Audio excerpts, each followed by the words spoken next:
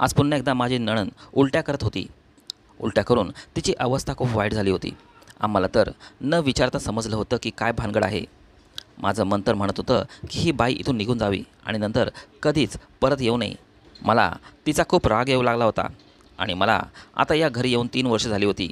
पण मी माझ्या नवऱ्यासोबत अजूनसुद्धा मला मूल झालं नव्हतं.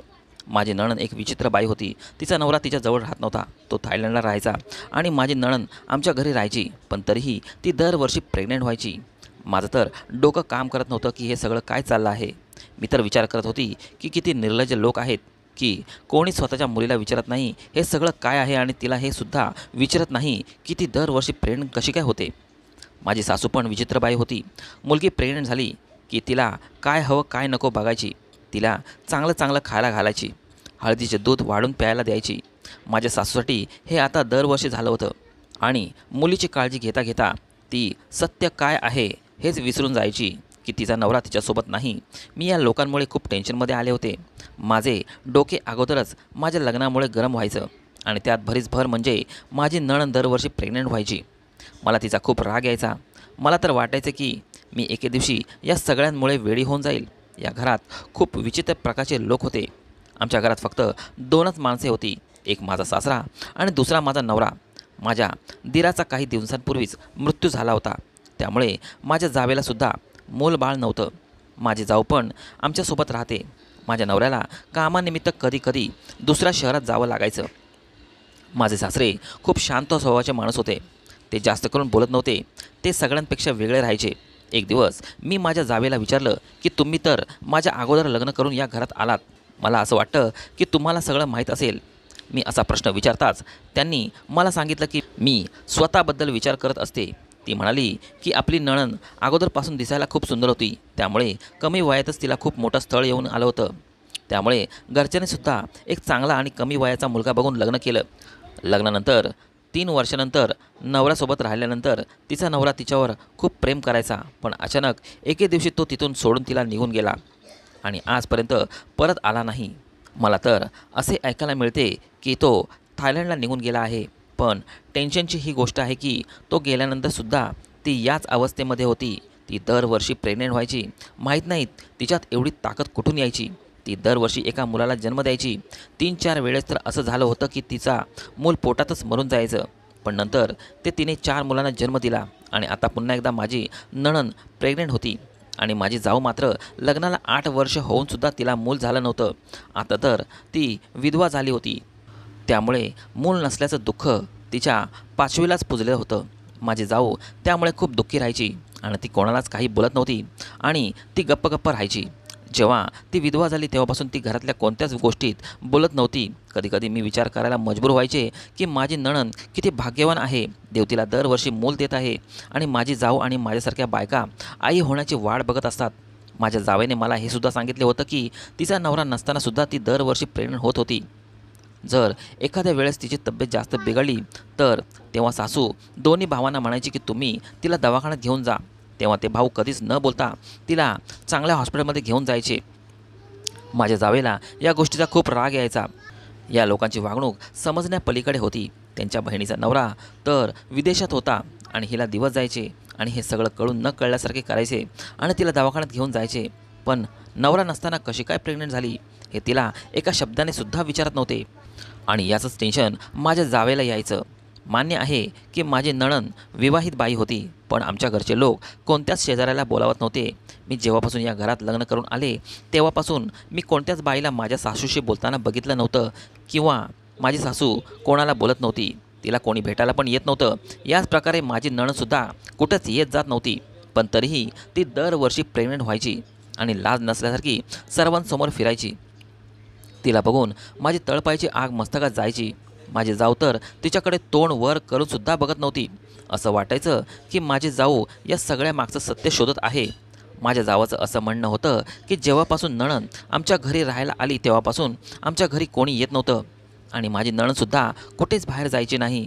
त्यानंतर मी किचनमध्ये स्वयंपाक करण्यासाठी गेले. पण माझ्या मनात आज नणंदविषयी नवऱ्याला बोलावं हाच विचार होता. माझा नवरा आता कामानिमित्त दुसऱ्या शहरात राहत होता आणि मी विचार करत होते की लवकर कामे आवरून घ्यावी आणि नंतर त्यांच्याशी बोलून घ्यावं. पण ते जेव्हा आले तेव्हा त्यांनी जेवण केलं आणि त्यांच्या आईवडिलांस जवळ जाऊन ते गप्पा मारत बसले. मी खूप उशिरापर्यंत त्यांची वाट पाहू लागले. तेव्हा ते रूममध्ये आले. तेव्हा मी त्यांना थोडं तिकडच्या गप्पा मारल्या आणि नंतर त्यांच्या बहिणीचा विषय काढला. मी म्हटलं, आपल्या घरात पुन्हा एकदा गोड बातमी आली आहे. तुम्ही पुन्हा एकदा मामा होणार आहात. मला वाटले की ते कदाचित मी असं म्हटलं म्हणून त्यांना धक्का बसेल, नाहीतर मग ते माझी नजर चोरून घेतील. पण त्यांनी मान हलवली आणि मला म्हटले की हो, मला आईने सांगितले आहे. देव सगळं ठीक करेल असं म्हणून ते माझ्याकडे बघू लागले. माझं डोकं तर बंदच पडलं होतं. मी विचार करू लागले, ही कसली माणसं आहेत. त्यांना तर या गोष्टीचं काहीच टेन्शन नाही. उलट हे तर त्यांची बहीण सुरक्षित आणि सगळं काही नीट व्हावं म्हणून देवाकडे प्रार्थना करत आहेत. मी एक लांब श्वास घेतला. मी विचार करू लागले की हे कसं शक्य होऊ शकतं. तिचा नवरा तर तिच्यासोबत राहत नाही. तेव्हा मी माझ्या नवऱ्याशी बोलणार होते, पण ते त्यांच्या मोबाईल काढून मोबाईलमध्ये बघत बसले. आता मला काही खात्री झाली होती की त्यांना आता त्यांच्या बहिणीबद्दल काहीच बोलायचं नव्हतं. तरीही मला जे काही बोलायचं होतं ते मी बोलले होते. पण मला त्यांना या काहीच बोलायचे नव्हते. तरीही मला जे काही बोलायचे होते ते मी बोलत होते. पण त्यांना या गोष्टीचे काहीच फरक पडत नव्हता. त्यांच्या चेहऱ्यावरचे भाव जराही बदलत नव्हते. मनातल्या मनात मी या माणसावर दात ओठ खाल्ले आणि झोपी गेले. पण मला या मागचं सत्य जाणून घ्यायचं होतं. हार तर मी मानणारच नव्हते. विचार करता करता मला कधी झोप लागली समजलंच नाही. सकाळी मी झोपेतून उठले. मी फ्रेश झाले. रात्रीचे सगळे विचार माझ्या डोक्यातून गायब झाले होते.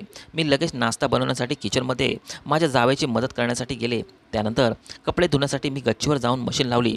मी लक्षपूर्वक कपडे धुत होते. त्याचसोबत माझ्या नंदेचा विचारसुद्धा करत होते.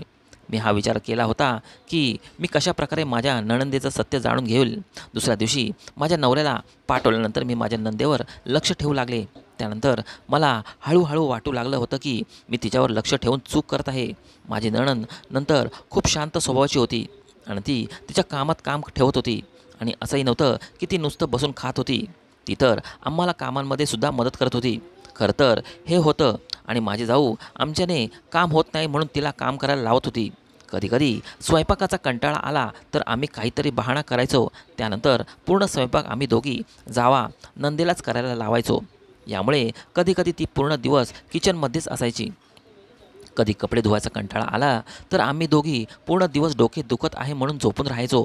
तेव्हा कपडेसुद्धा माझी नणंदच धुवायची. माझी सासू आमच्या दोघी जावांना कधीच वेडेवाकडे बोलत नव्हती. मी मनापासून माझ्या नंदेच्या प्रेग्नन्सीचं सत्य शोधू लागले होते. एके दिवशी मी माझ्या नंदीला एक विचित्र गोष्ट करताना बघितले. त्यामुळे मला खूप मोठा धक्का बसला होता. मी एके दिवशी बघितलं की माझी नणंद किचनमधून काम करून बाहेर येत होती आणि त्याचबरोबर एक तुरटीचा तुकडा देखील सोबत घेऊन आली आणि तो तुकडा घेऊन तिच्या रूममध्ये गेली. मी खूप विचार करू लागले होते की तिला तुरटीचं काय काम असेल. पण त्यानंतर मी हा विचार केला की कदाचित तिला काहीतरी काम असेल. काही दिवस असेच निघून गेले. त्यानंतर एक आठवड्यानंतर माझी नणंद पुन्हा एकदा तुरटीचा तुकडा घेऊन तिच्या रूममध्ये गेली. मला आता अजूनच जास्त मोठा धक्का बसला, कारण पुन्हा एकदा ही घटना घडली होती. आता मला दिसून आलं होतं की माझी नणंद किचनमध्ये येऊन एक तुरटीचा तुकडा लपवत तिच्या रूममध्ये घेऊन जाते आणि 10-12 दिवस गेल्यानंतर पुन्हा तेच करते. माझी नणंद रूममध्ये जाताच मी पळत घराच्या मागे गेले आणि खिडकीतून तिच्या रूममध्ये पाहिले. तेव्हा मला संशय खरा ठरला. तो तुरटीचा तुकडा घेऊन माझी नणंद बाथरूममध्ये घेऊन गेली. माझं तर डोकं विचार करून दुखायला लागलं होतं. मी खूप प्रयत्न करूनसुद्धा माझी नणंद तुरटीचा तुकडा सोबत काय करते याचा शोध मी लावू शकत नव्हते. मी खूप उदास झाले होते.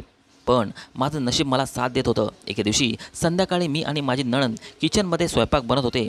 तेव्हा ती अचानक तुरटीचा तुकडा घेऊन किचनमध्ये बाहेर निघून गेली. मी हे सगळं बघून खूप हैराण झाले की संध्याकाळी ती हा तुरटीचा तुकडा घेऊन काय करत होती. तिला या तुरटीचं काय काम असेल. आता मला टेन्शन येऊ लागलं होतं आणि तिच्या अशा विचित्र वागणुकीबद्दल मला जाणून घ्यायचं होतं. माझी नणंद लगेच बाथरूममध्ये घुसली. मी सुद्धा संधी सोडली नाही आणि बाथरूमच्या खिडकीपाशी गेले आणि खिडकीच्या होलमधून आतमध्ये डोकावून पाहू लागले. जेव्हा मी त्यात होलमधून वाकून पाहिले तेव्हा मी पार हादरूनच गेले. बाथरूममधलं पूर्ण दृश्य दिसत होतं. ज्या प्रकारे माझी नणंद त्या तुरटीचा उपयोग करत होती ते पाहून तर माझ्या पायाखालची जमीनच सरकली. मी डोळे मोठे करून ते दृश्य पाहू लागले.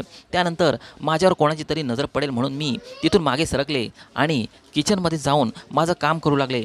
थोड्या वेळानंतर माझी नणंद किचनमध्ये आली आणि घाईघाईने काम करू लागली. सगळी कामं आवरल्यानंतर ती तिच्या रूममध्ये निघून गेली. दिवस असेच निघून जात होते. एके दिवशी माझ्या नंदेच्या बाथरूममध्ये पाणी येत नव्हतं आणि तिला आंघोळ करायची होती, पण संध्याकाळची वेळ असल्यामुळे कोणताच प्लंबर नळ ठीक करण्यासाठी येत नव्हता. त्यामुळे माझ्या सासूने दुसऱ्या कोणत्या तरी बाथरूममध्ये आंघोळ करण्यासाठी माझ्या नंदीला सांगितलं, पण तिने स्पष्ट नकार दिला. माझ्या जावेने त्यांच्या बाथरूममध्ये आंघोळ करायला सांगितले, त्यालाही तिने नकार दिला. पण मला आश्चर्य तर या गोष्टीचं वाटत होतं की कोणत्याही बाथरूममध्ये आंघोळ केली तर काय फरक पडणार होता. पण मला धक्का तर तेव्हा बसला जेव्हा माझी नणंद गच्चीवरच्या बाथरूममध्ये गेली. आमच्या गच्चीवर एक रूम होती आणि तिथेच एक बाथरूम होती. माझी वर जाताच मी इकडे तिकडे फिरू लागले आणि संधी बघून मी तिच्या रूममध्ये गेले. तिच्या रूममध्ये जाऊन मी तिच्या रूमची झडती घेतली. मी कपाटाजवळ जाताच होते की तेवढ्यात माझी सासू तिथे आली आणि मला म्हणाली, तू इथे काय काम करत आहेस? तेव्हा मी म्हटलं की माझी ओढणी सापडत नाही. मला असं वाटतं की यांच्या कपड्यामध्ये ती आली असेल म्हणून मी शोधत आहे. तेव्हा माझ्या सासूने मला माझ्या जावेच्या रूममध्ये बघायला आणि स्वतः माझ्या नंदेच्या रूममध्ये बघू लागली. मी गुपचूप बाहेर निघून आले, पण मी ठरवलं होतं की संधी पाहून मी त्या कपाटात नक्कीच बघेल, कारण माझी सासू मला त्या कपाटात जवळ जाऊन देत नव्हती. म्हणजेच त्या कपाटामध्ये नक्कीच काहीतरी होतं.